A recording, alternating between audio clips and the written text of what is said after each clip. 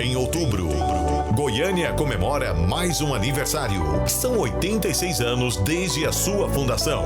Anos de muitas histórias e vitórias. Goiânia, cidade querida e hospitaleira, de povo honesto e trabalhador, terra campineira, de geografia morena e capital verde do Brasil.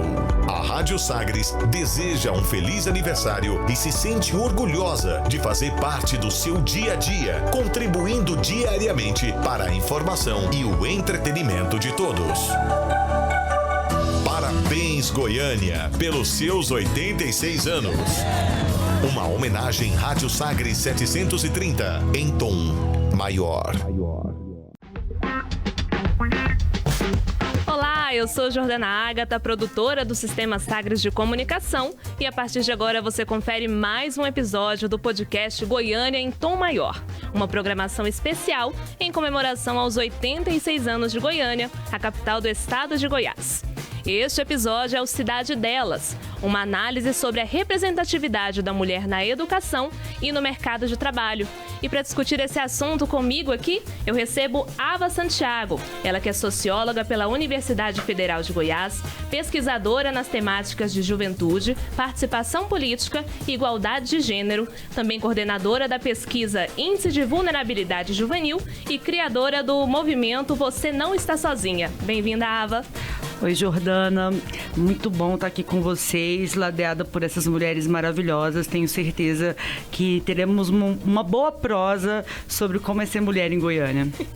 Tá certo, e comigo aqui também Gabs Reiscal, ela que é formada em Publicidade e Propaganda pela Universidade Federal de Goiás e é artista visual e colagista e trabalha principalmente com colagens manuais. A sua arte geralmente é focada nos desdobramentos do universo feminino. Bem-vinda, Gabs. Oi, Jordana, obrigada pelo convite, agradeço muito, também estou muito feliz de estar aqui com vocês e eu acho que vai render esse papo. E também para completar aqui a mesa, Paula Falcão, jornalista formada pela Universidade Federal de Goiás, trabalhou em jornal impresso, site, rádios e TV aqui no estado. E em 2017 fundou a plataforma de conteúdo digital Aproveite a Cidade, que atualmente também tem espaço em rádio e TV, né, Paula? Isso mesmo. Oi, Jordana, muito bom estar aqui com vocês, principalmente falando de Goiânia e sobre mulheres.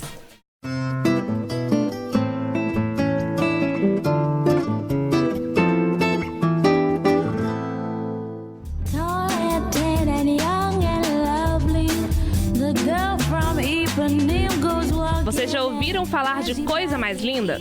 É uma série da Netflix com 7 episódios que estreou em março deste ano. A série se passa por volta dos anos 60, nas cidades do Rio de Janeiro e também em São Paulo, e conta a história de 4 mulheres que são muito diferentes, mas que juntas descobrem uma ousadia e também a determinação. Naquela época machista, pelo fato de serem mulheres, né, elas passam por muitas coisas que ainda hoje a gente pode observar na nossa realidade. E uma das personagens, a Malu, por exemplo, ela não consegue um empréstimo no banco, por ela ser mulher, que precisa de uma assinatura de um homem. Lígia não pode ter um emprego, porque o marido dela não aceita. A Adélia, que por ser negra, acaba sempre sendo vista como uma serviçal, muitas vezes até pelas suas companheiras. Mas falando aqui do nosso assunto, falando de mercado de trabalho e educação, onde eu quero chegar é na quarta personagem, que é a Tereza. Ela é interpretada pela atriz Mel Lisboa e é uma jornalista que trabalha em uma revista feminina bem típica da época, que fala de culinária e tem sessões de estilo como agradar um homem no primeiro encontro. E olha só, é uma revista feminina e Tereza é a única mulher da redação. Todos os artigos são escritos por homens. A redação é composta por 10 homens que dizem saber tudo que as leitoras querem ler. E nessa situação eles descartam a voz da única mulher da sala, que é a Tereza. Quando ela precisa contratar um assistente, por exemplo, o diretor-chefe da revista, ele diz que é para contratar qualquer homem, porque segundo ele os homens são mais focados e inteligentes. E onde eu quero chegar? Como que a mulher goiana é vista no mercado de trabalho atualmente? Difícil, né? Difícil, né? Eu acho que é uma discussão muito ampla, assim. Mas vou trazer aí para o particular, né?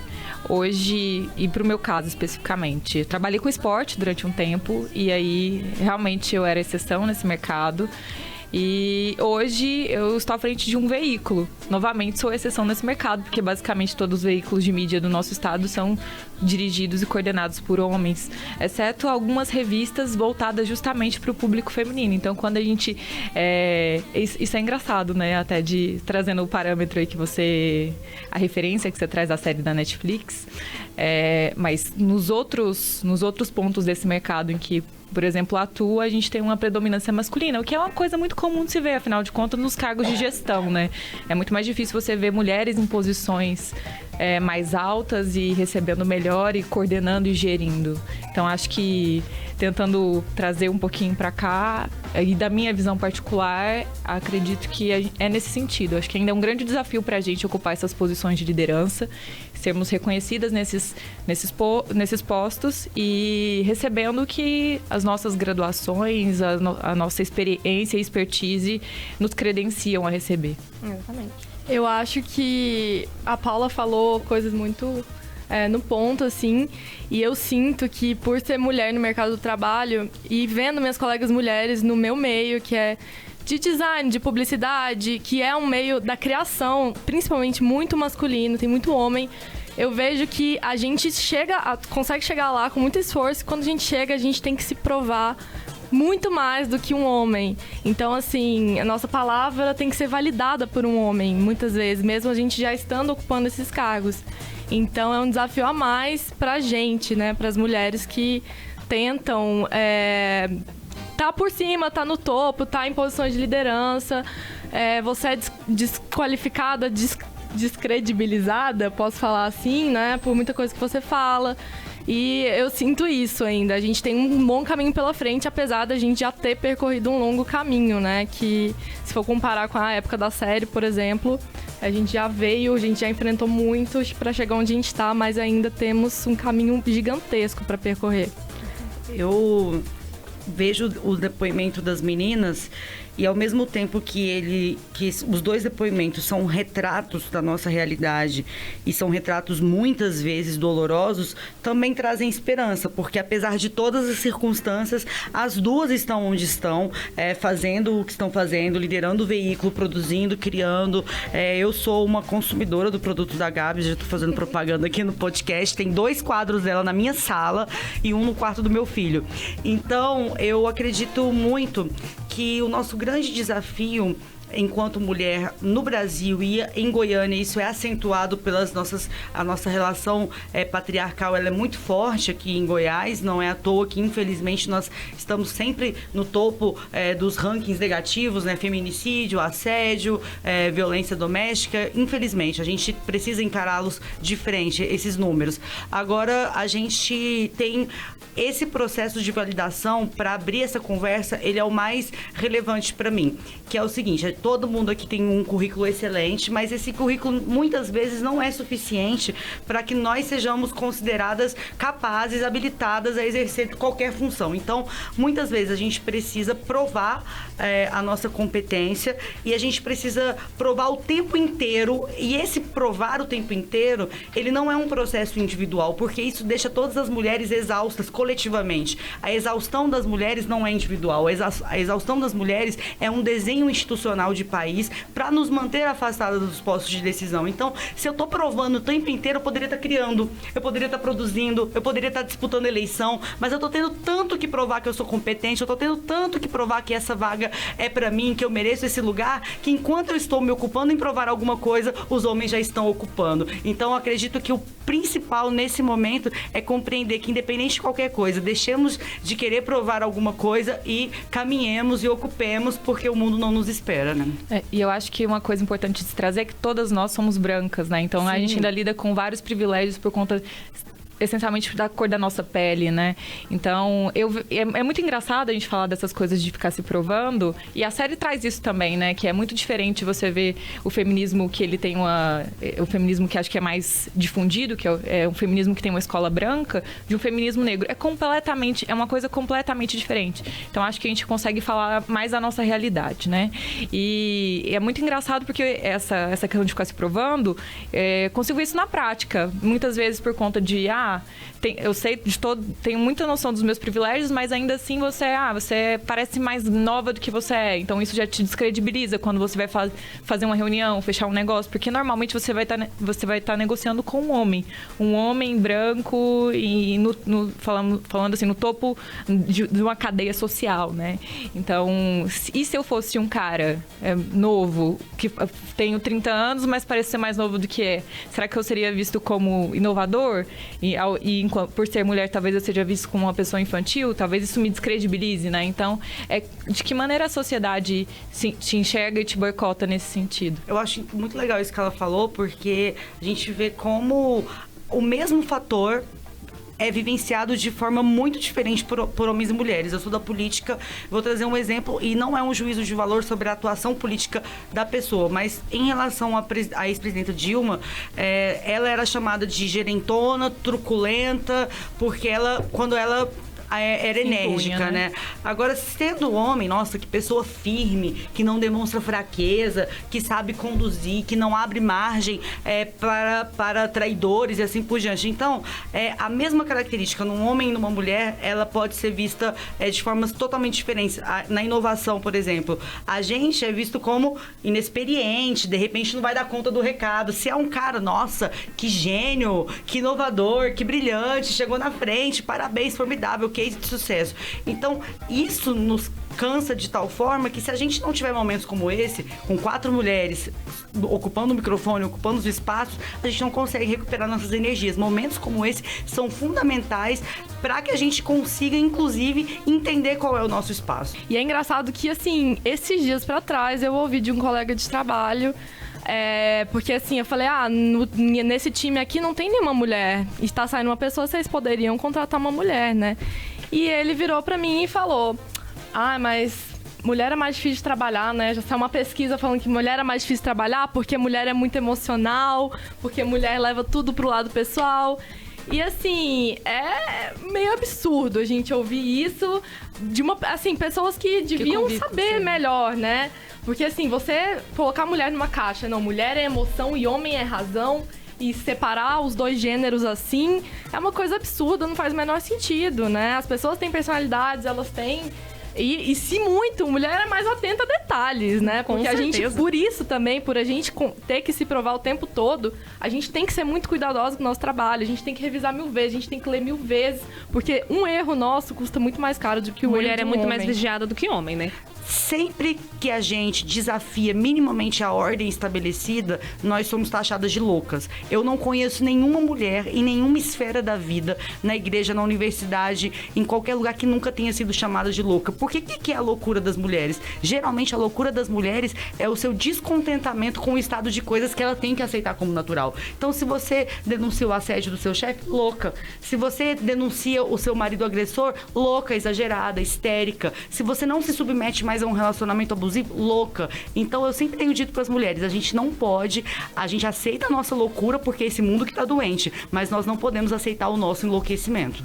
Eu queria trazer 2 coisas, na verdade. A primeira da fala da Gabs é que muitas vezes a gente tem uma impressão desse distanciamento, né? Parece que tá longe essa coisa de lidar com machismo, ou que as pessoas que estão do nosso lado, elas entendem melhor a gente, o que a gente passa. E nem sempre é assim. Aliás, muito pelo contrário, né? Porque a violência vem de muito perto, o assédio vem de muito perto. E... Trazendo aí para a questão da Ava, eu acho que você trouxe aí da preocupação das mulheres e como elas colocam na política, não é nenhuma questão de a gente tem que ser super valorizada por isso, mas a gente tem que ser reconhecida pelas coisas boas que a gente faz, sabe? E isso porque muitas vezes a gente é colocada numa posição maternal, em que você tem obrigação de tomar conta de tudo simplesmente por você ser mulher. Não, a gente quer ser... Eu acho que tem de haver um cuidado de um reconhecimento pelas coisas que fazemos bem, sem aliviar a responsabilidade de pessoas que têm que cumprir determinadas funções. Isso vale para homens e mulheres, entende? Então, às vezes a gente é colocado numa posição maternal em que parece que você não está fazendo nada além do que você deveria fazer. O cuidado é uma vocação. Que o cuidado é uma vocação, ao passo que essa cobrança não vai incidir sobre uma pessoa, sobre um cara, sobre um homem, né? Então, acho que Eu queria pontuar essas duas coisas nas falas de vocês. E essa questão que a Gabs trouxe é muito pessoal, né? Porque a gente realmente não imagina que você vai escutar isso da boca de um colega de trabalho seu, né? Ainda mais nessa área, né? E eu conheço pessoas que não conseguiram emprego porque elas eram mães. Porque é muito típica aquela pergunta, tá lá. Na hora de você escrever um currículo, por exemplo, você tem que colocar se você tem filho, vai preencher algum documento de RH. Faz a pergunta, sexo, feminino. Filhos, sim. Quantidade. Pra homem não tem isso. Não tem isso. Pra homem não tem. Mãe é mãe sozinha, né? Então, assim, a mãe tem que escolher, né? Ou ela é mãe, ou ela tem uma carreira, porque se ela escolher os dois, ela vai ser julgada não só por homens, mas pela sociedade como um todo, né? Então, assim, é uma coisa absurda. A gente teve uma grande repercussão também há pouquíssimo tempo da atriz Isis Valverde, que viajou pra Fashion Week de Paris, salvo engano, e deixou o filho em casa com o pai.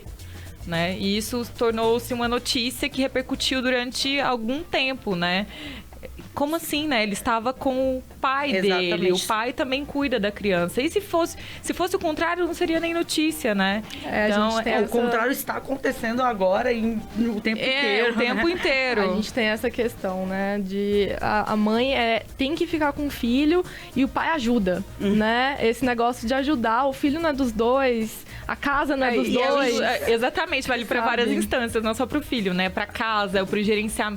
Porque gerenciar, ainda que você divida as tarefas, a gestão, ela cansa, né? E a gestão é de uma maneira muito corriqueira, até em casais muito construídos ou com a rotina muito equilibrada, a gestão acaba ficando na mão da mulher. Exatamente. Queria agradecer a presença de todas vocês. Muito obrigada, Gabs Riscal, pela sua presença aqui. O espaço está sempre aberto. Eu que agradeço. Muito obrigada. Obrigada, meninas, pelas falas que me emocionaram. Vocês são incríveis.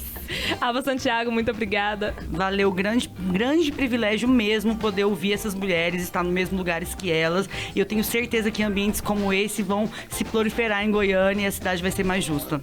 Obrigada, Paula Falcão. Obrigada, Jordânia. Eu queria deixar um recado, né? Se você chegou na posição de liderança, quebre o ciclo, né? Contrate mulheres, contrate pela competência e não pensando em outros aspectos, né? Não necessariamente contrate mulheres, mas conte exatamente o que tem que ser contado, se a pessoa se encaixa nesse cargo, se ela é competente. Então, acho que isso faz a cidade melhor, sim, sabe?